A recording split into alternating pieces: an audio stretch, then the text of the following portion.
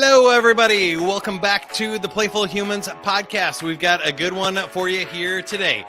Dr. Sharon Grossman and Heather Tolley-Bauer joining us to talk about burnout. How you can decode your burnout and hopefully prevent or turn it around at some point, I think, as well. You can find Dr. Sharon Grossman at drsharongrossman.com. Made that easy. You can find Heather at -up.com. We'll talk more about that here in a second. And Playful Humans. Subscribe to this podcast wherever you are listening or watching to it right now. And go to playfulhumans.com. Take a playfulness quiz. Here we go.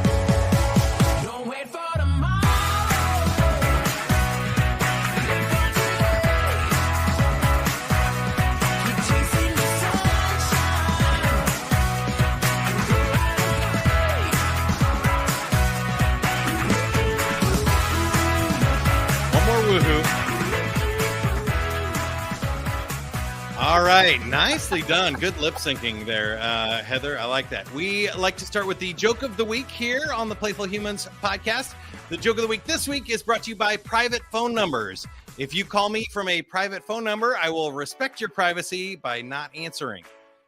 Now, the official joke of the week is, what do you call a woman who's really good at darts?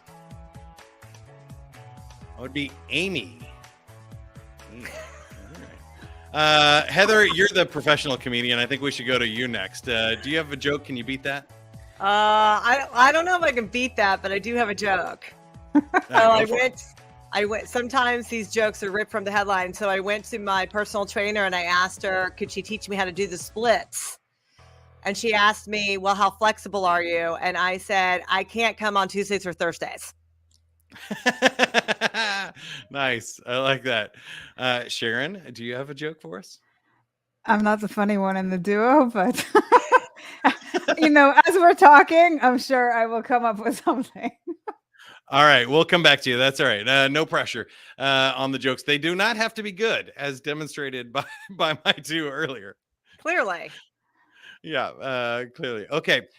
So Sharon, you're the burnout doc. Let's start there. How did you get into dealing with burnout or studying it yourself? Did you burn out or did you just see everybody else doing it and you're like, maybe I should do something about that? It was kind of a mix of things. So on the one hand, when I was a graduate student and I was learning about everything related to what it means to be in private practice, because I was trained as a psychologist, one of the things that really stuck with me was the session that I attended where the person said how psychologists in private practice very often burn out. And that's because you're seeing patient after patient and you're working by yourself, so you don't really have a team around you.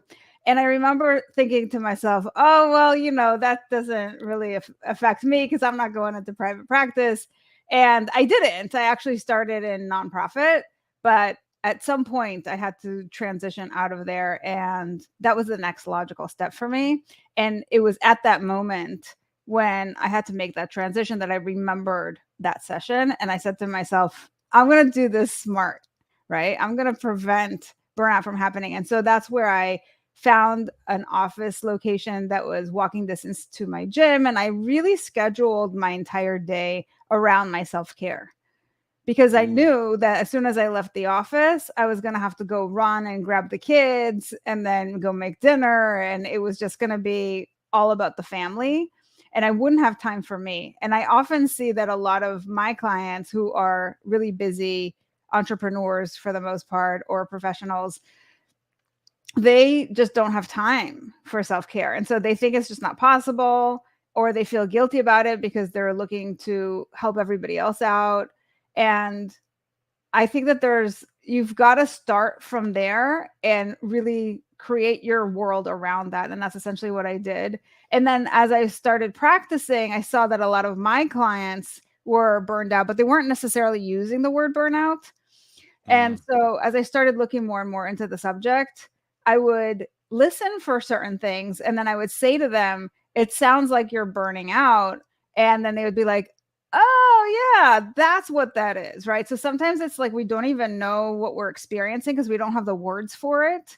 And so I made it my mission to go out there and educate people on what to look out for so that they can catch burnout early. I think that's great. And for me, I really noticed that I burnt out. I think the first time officially, like with work, is in radio. And there was same thing, other people saying, oh, you're going to burn out. Radio's not sustainable. You're not making enough money. You're working crazy hours. I had the overnights show for a year, and it was just not a sustainable lifestyle at all. And I thought, like, well, I love this though. I like entertaining. I love the everything else about it, that I could somehow like fake my way out of it. And because it's a playful career, I wouldn't get burnt out. But then it kind of hit me and I was like, ooh, maybe it does. But I'm still doing, broadcasting. I'm still doing a podcast, and I found other ways to make that work. So I think that's a good transition here to Heather. Heather, you are a comedian and you do lots of other things. So I feel like you're exactly who we love on this podcast. You're a playful human. You're doing fun things. Did you find burnout as well? And I think I forgot to mention the name of the podcast, which is Decode Your Burnout podcast. Sharon and Heather host this together. How did you get involved with that and find burnout for yourself? So I burned out. I burned out in 2006 when I had a stressful, high-paying corporate job, and was like, I have had enough of this. And so I stopped that job, and I actually started my first business, which was a personal concierge business. And I did that for a while, but I was a business communications expert. I was a public relations executive for a large company. So I left that, did this other thing, became a mom, did something else. And then when we got relocated to the South, I'm in the Atlanta area.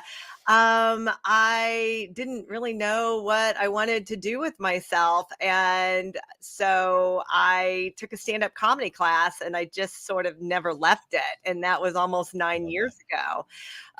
So I, people call it pivoting. I call it a growth spurt. That's what I've been doing. But all along, I've created this expertise in communications and humor. And because I am a grown up, adulting, and I have burned out once or twice. That's why Sharon and I are such a great team, because she has cracked the code on burnout and I bring the comedy relief. We always say, I'm going to say it here, Sharon, she's the ahas and I'm the ha-has. And that's hey, I love it. That's a great tagline. I feel I'm relating to both of you, because I like the ahas and the ha-has. exactly. And I feel like you need when you go to a bunch of different things and you push yourself really hard, you have somebody burning out, and then you have Sharon there to help pull us back together as well.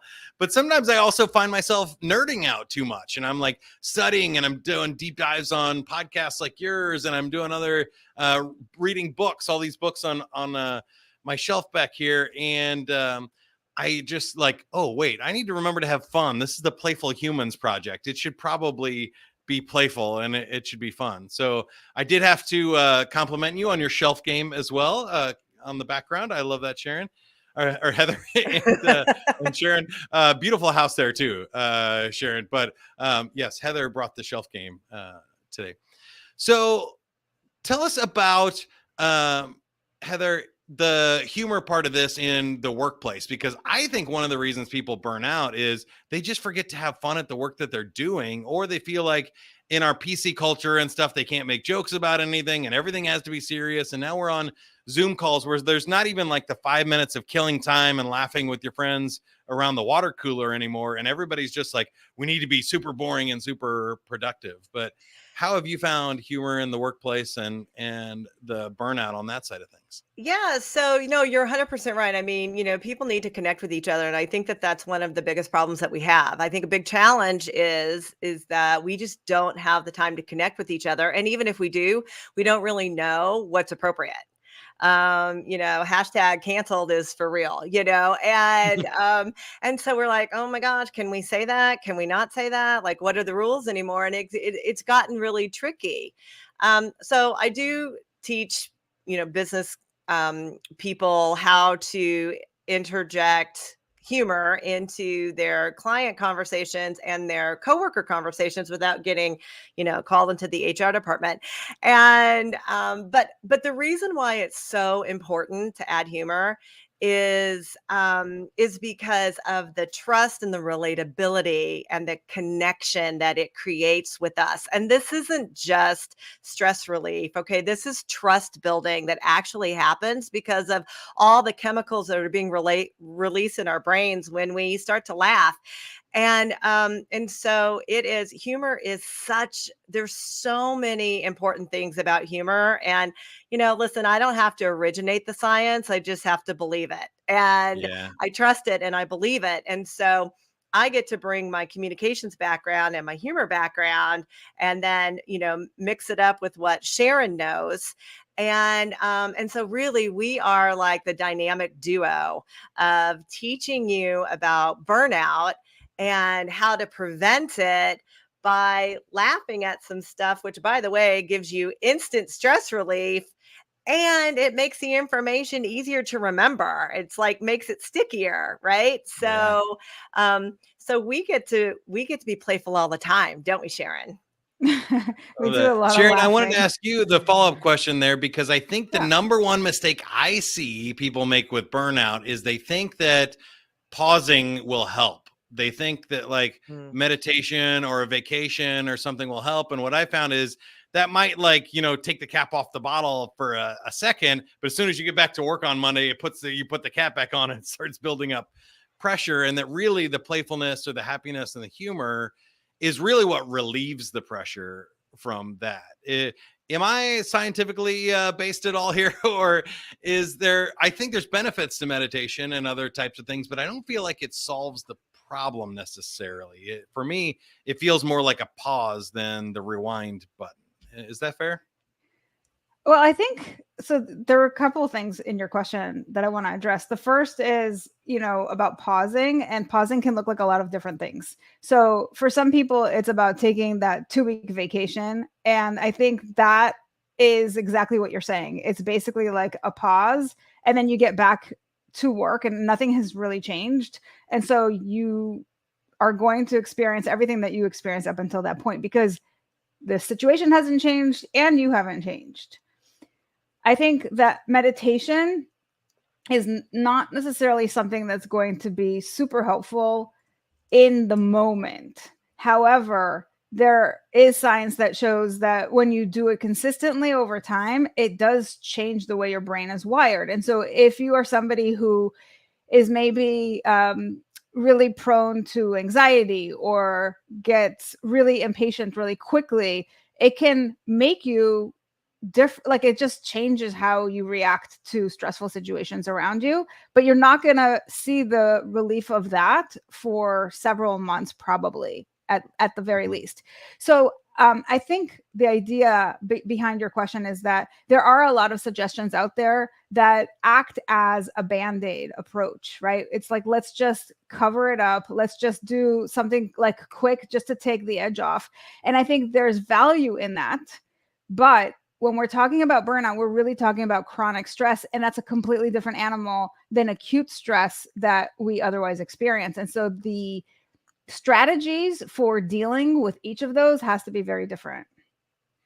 Can you tell me a little bit more about yours? You mentioned designing your life and your business around your self-care routine and really putting your health and your mindset first. Can you tell me a little bit more about the techniques to preventing chronic stress and which ones you've chosen to implement? Well, I think that when you are creating a self-care routine, it's important to think about what it is that is going to benefit you and how long it takes and what do you need in order to actually be able to do that consistently. So if it's working out, then you have to figure out like, where am I going to do my workout? When am I going to do my workout? How long is it going to take me? Do I need a gym? Am I going to do like yoga from my house? Am I going to go for a walk outside? Whatever it is, you have to just come up with something.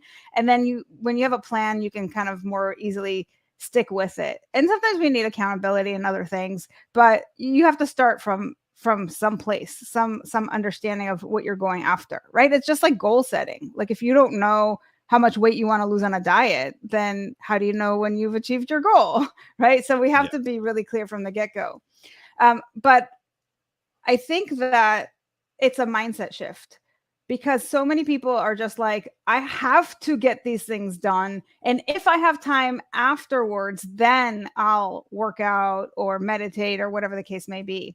And basically what I'm saying is that doesn't work, because I mean, who's ever finished their day and said, oh my God, I have so much more time? Right? Like that just like never happened. Like, oh, I still have 15 things on my to-do list.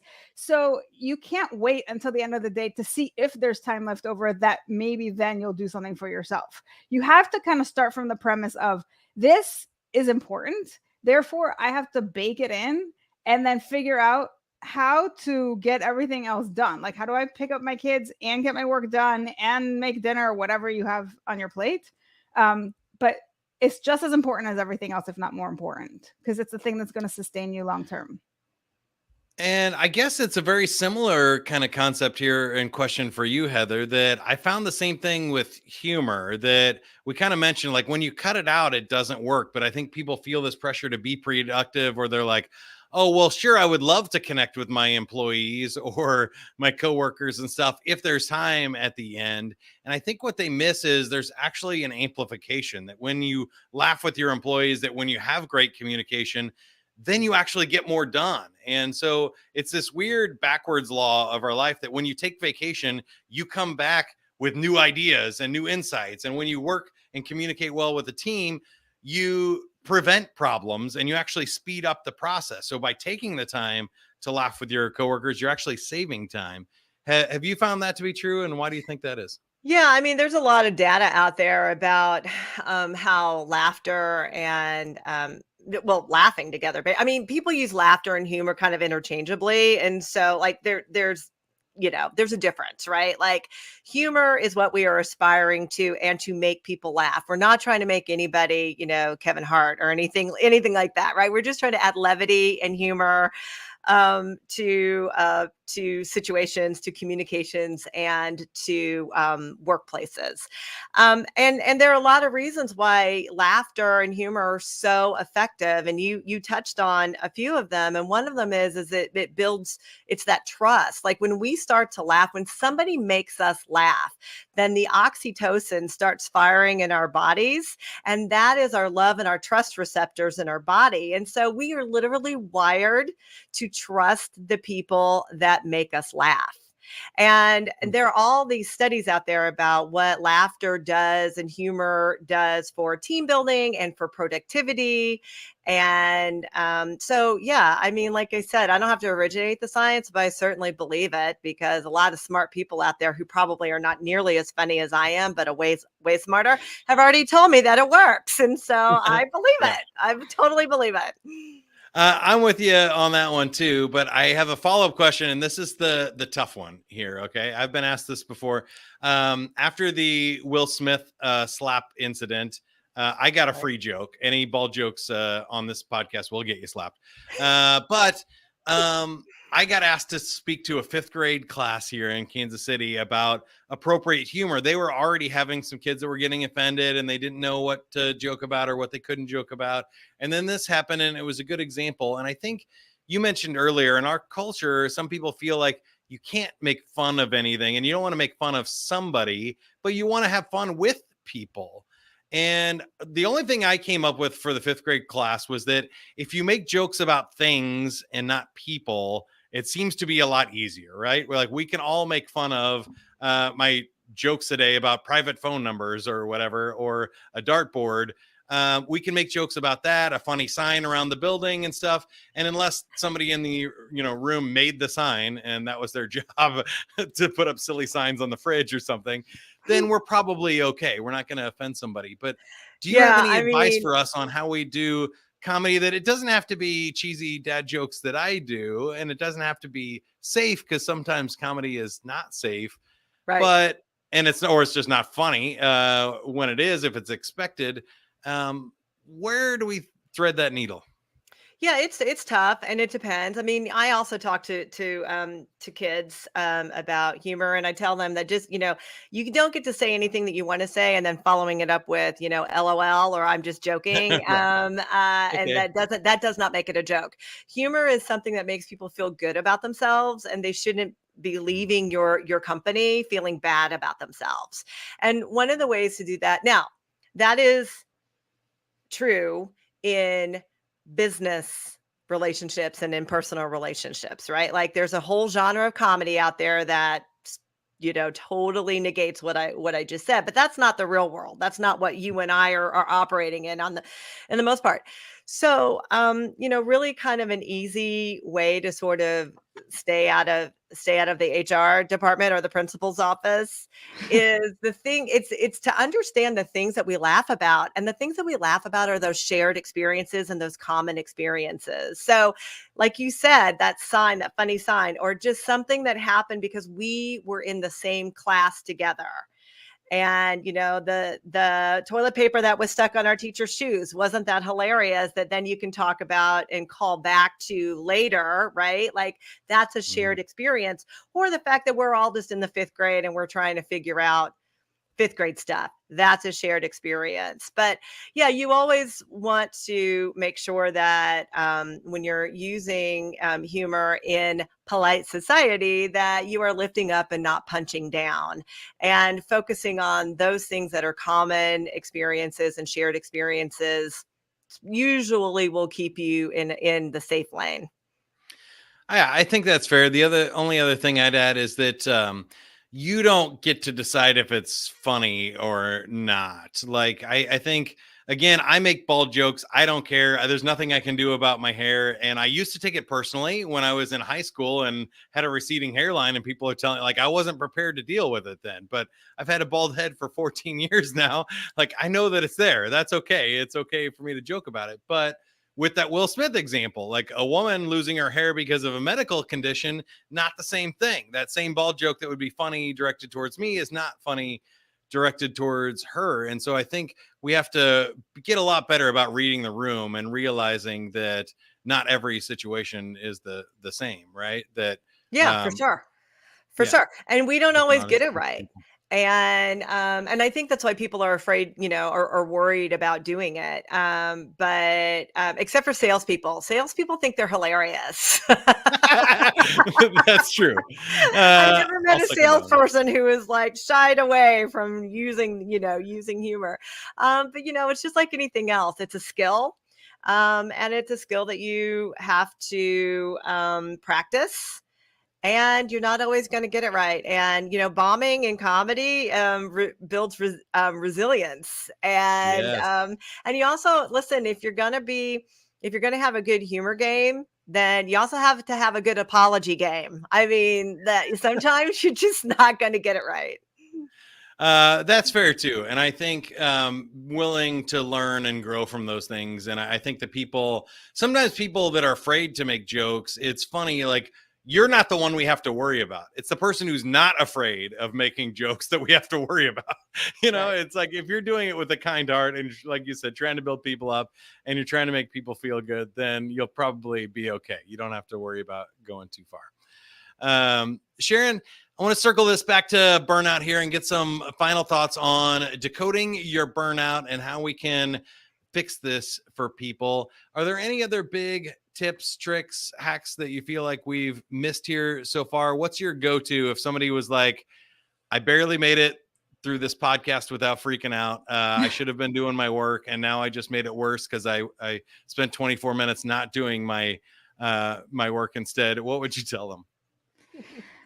Well, I think the biggest thing that we need to talk about is the concept of decoding your burnout. And essentially, what we're saying is this. Remember, we talked about how there's these kind of one size fits all, almost like Band-Aid type solutions out there, like take that 2-week vacation. But what we are talking about in our presentation is that there is something to be said about not just what's going on externally. Like, yes, there's 100%, there's things that are going on in your culture that can contribute to your burnout. There are things that are going on, maybe just like life stressors, right? Like we all have things, even outside of work, like even if work is fantastic, just the chronic stress from all different angles in your life can accumulate and then affect you. And so what we're talking about in Decode Your Burnout is the fact that there are things that you bring to the table that contribute to burnout. And while we may not have control over a lot of the external factors, we do have control over the ones that are coming from within. However, most people don't even know that they have these things and that those things are contributing. And so we're kind of shining a light on that. And basically what we're saying is that there are 3 burnout types or personalities or profiles, however you want to call it. And what we're trying to do is really explain what these 3 types are so people can identify that within themselves and then figure out based on that what they need to focus on so that they're doing things differently. So whether it's changing your thought processes, whether it's changing some of your behaviors, your habits, your rituals, those are all things that are going to contribute. So I'll give you a quick example.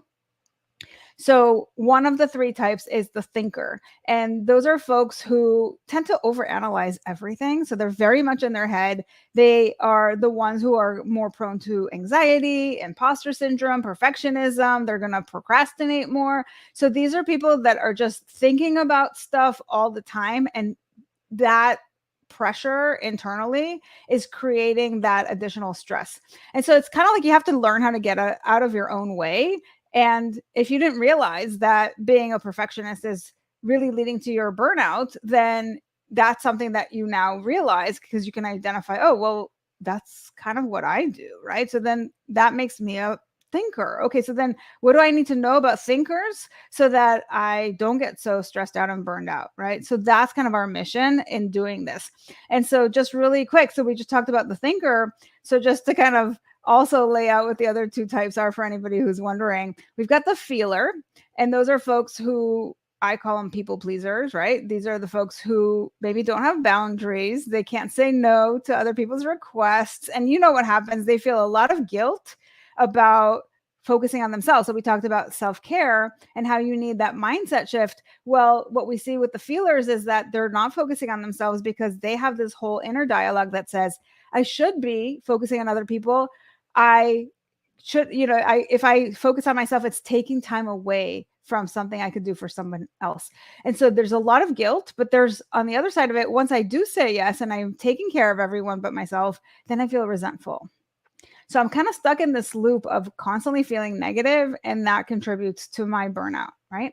And then finally, we have the doer, and those are folks who are constantly stuck in that hamster wheel of doing more, never feeling like they've achieved enough, but living with this lie that tells them when you finish this, then you will arrive, right? Then you will be able to finally relax. And the truth of the matter is that they maybe feel good about their accomplishments for a minute, but then they're focused on everything else that they need to still do.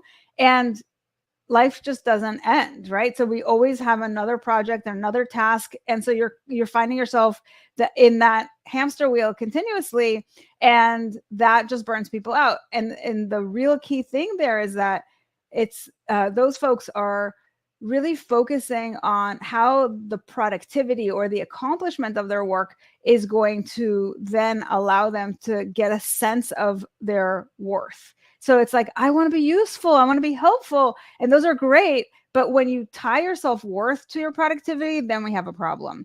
And so our goal is to really shed a light on these 3 types, have people identify those within themselves, and then tell them what the techniques and strategies and beliefs are that they need to adopt so that they can prevent burnout. And if they're already burned out, figure out exactly what they need to do to recover.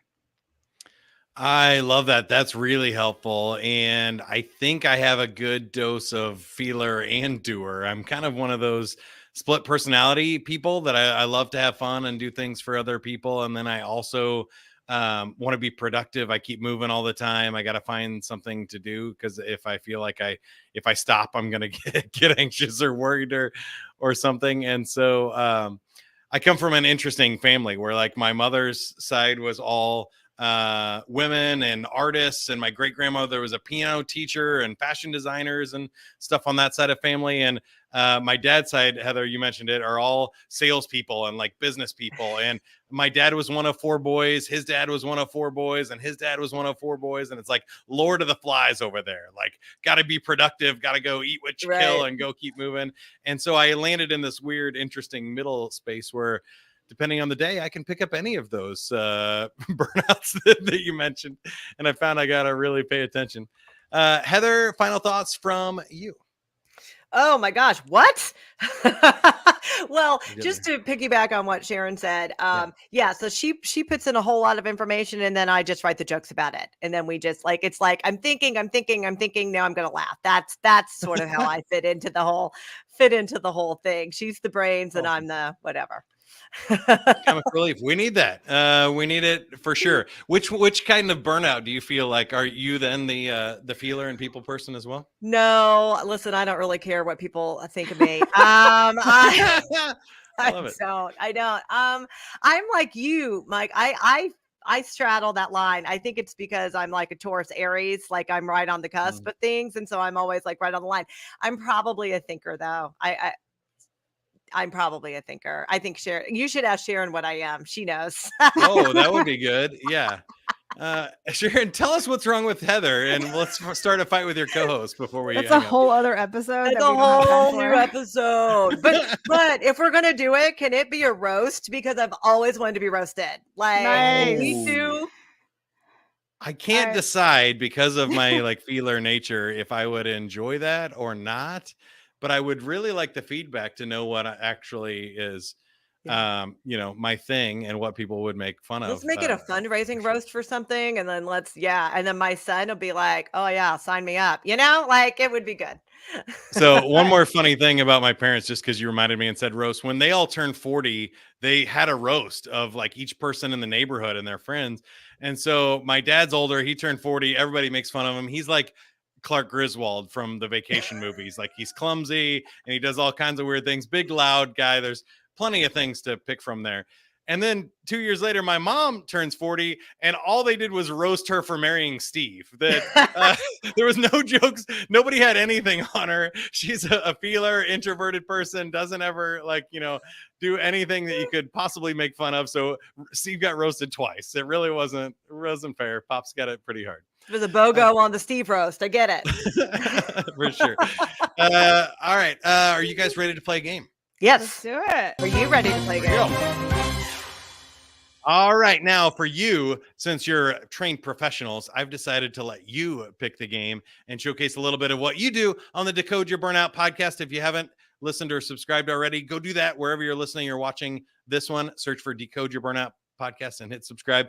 Heather, do you want us to get us started? Yes. Okay. So we do something, we call it rapid fire in our presentation. It is supposed to simulate stress. I feel like in a burnout, workshop top, maybe we shouldn't be calling it rapid fire. That sounds unnecessarily stressful. But anyway, that is what it is. And here we go. Mike, I'm going to ask you a series of questions. And I just want you to confirm with the audience that you do not have any prior knowledge of these questions whatsoever. I have no prior knowledge. So this is I'm just going to shoot them at you. You don't think, you just talk. You don't think, you just talk. Are you clear on the rules? Okay. Are you ready? Yes. Okay. Morning person or night owl? Morning. Wake up right away or snooze button? Nope. See? Snooze. I had to snooze on my answer there. Okay. If you were a Spice Girl, which one would you be? Sporty. Sporty Spice. That's me too. Would you rather be the smartest person in the room or the funniest person in the room? Funniest person in the room. Kansas City, Kansas or Kansas City, Missouri? Ooh, Missouri. Oh, is that where you are? Mm-hmm. I didn't know. So barbecue? I live in the Kansas side now. I married a Kansas girl, so I live on the Kansas side. But that was tough.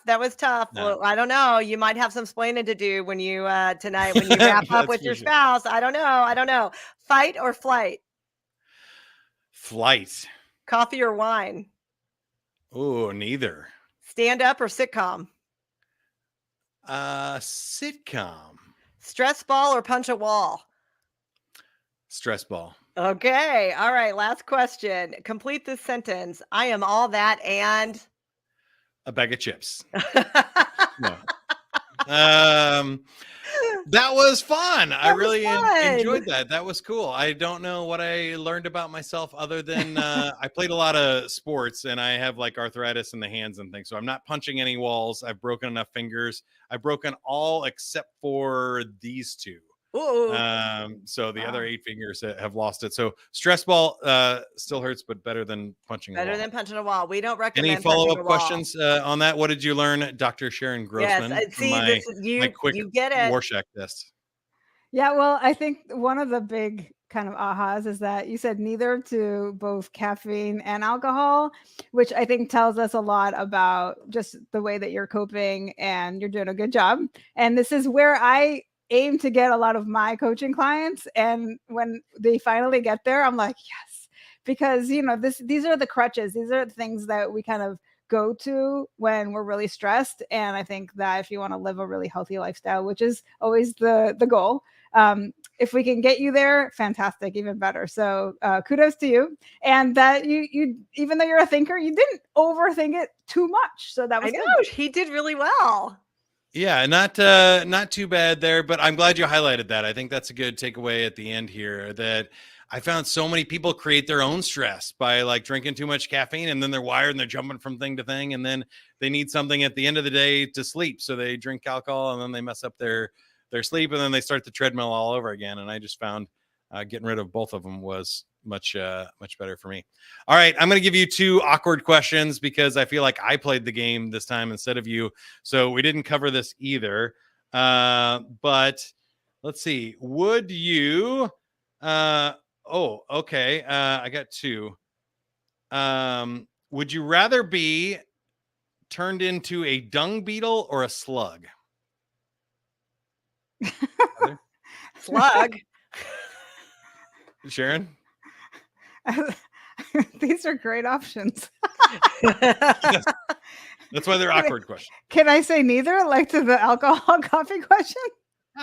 Sure. What animal would you like to be turned into? Ooh, good question. How about a puppy dog? Ooh, I like that. Good answer. Okay. Some body part is going to turn violet colored. Which body part would you prefer? Did you say violet colored? Yeah, violet, like a purple. If one of your body parts is going to turn purple, which one would you pick? Sharon? My big toe. A purple big toe. All right.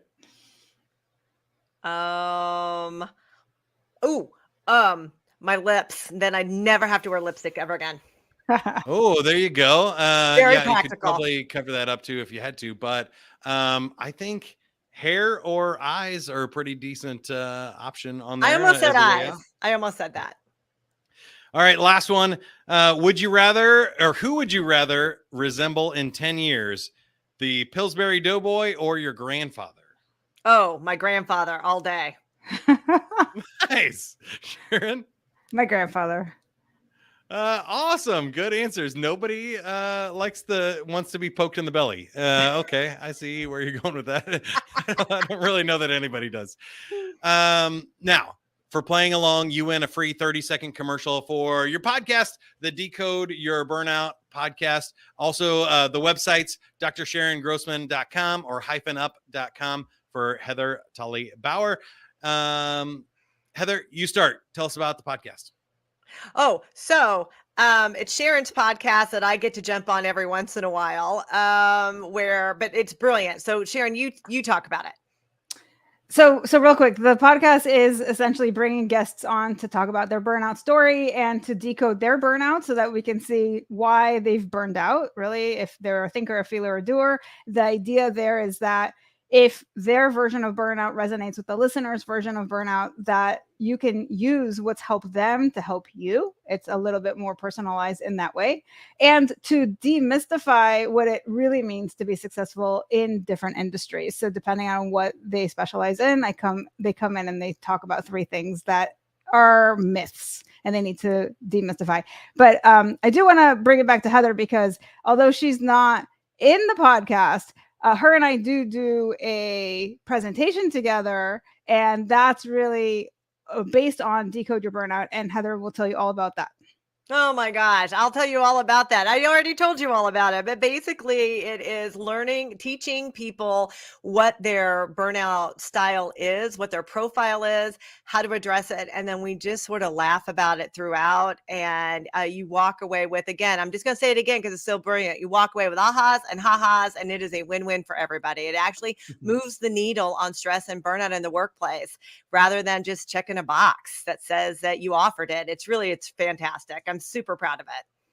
I love it. It's so good. Check out the websites and the podcast. And until next time, whatever you are, be a good one. If you can't be good at it. That's another good quote I like.